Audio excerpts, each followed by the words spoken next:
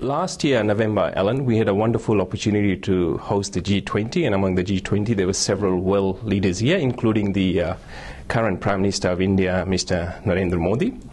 I'd like you to tell our viewers how did you and how your government found the interaction with Mr. Modi and obviously with the current government in India? Listen, it was terrific to have Prime Minister Modi out here, and it's the first time an Indian Prime Minister has been here for a very long time. I think there's a very close bond a personal bond between Prime Minister Abbott and Prime Minister Modi. Prime Minister Modi was very well received. He's got a great reform agenda. In some respects, a similar agenda that we're trying to achieve, being open for business, encouraging investment, encouraging innovation and economic growth. And I think that there's a lot that our two countries can offer each other. Economically, people-to-people linkages, from a security perspective. And on all of those things, we want to move forward on. So taking into account the economic activity that you mentioned, so this is talking about the opportunities for the Australian business in India. And there's no doubt it has been well documented that, there's large amount of opportunities both in the scale and the scope for Australian businesses with India. And several initiatives, I understand, are underway. I'd just like to ask you a couple of questions on some of these initiatives. And the first one is the free trade agreement with India. And again, for the benefit of our viewers, if you could let us know how the free trade agreement started and what's its current progress. So we've got an ambition to complete a free trade agreement with India. We've recently completed them with China, with South Korea and with Japan.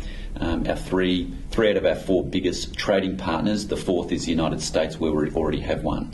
The next free trade agreement we'd like to complete is with India, because India, if you like, is the emerging democratic economic superpower. The IMF is forecasting that India will be the fastest growing larger economy in the world by next year, and will soon be the biggest energy consumer in the world. Now, this came about in part from a conversation between Prime Minister Modi and Prime Minister Abbott, and I think Prime Minister Abbott suggested to Prime Minister Modi that, well, we should aim to get a free trade agreement perhaps within a couple of years to complete it.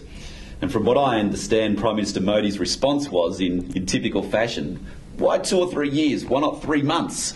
And anyway, I think there was a compromise that we'll try to have this agreement signed within 12 months, which is still incredibly ambitious, and it means by the end of this year we'd like to have that agreement signed.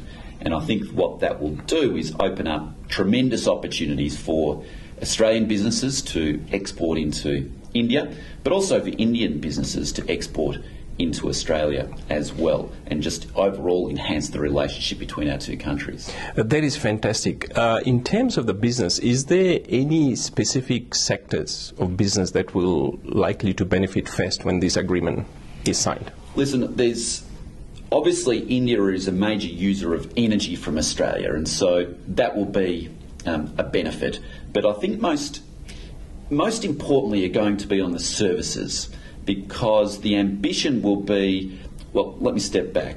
A lot of the things which India needs for its development, we have in Australia. Yes. Whether it's energy to boost its economy, but most importantly, some of the services which underpin any strong economy. There might be education services, construction services, hotel services, etc. And that's where typically Australia is very strong with, particularly education services, actually. And we think that this free trade agreement will turbocharge the service sector, if you like, right, to enable us to be able to sell those services more strongly into India, alongside the traditional services and traditional products such as the mining products which we have sold into India for some time.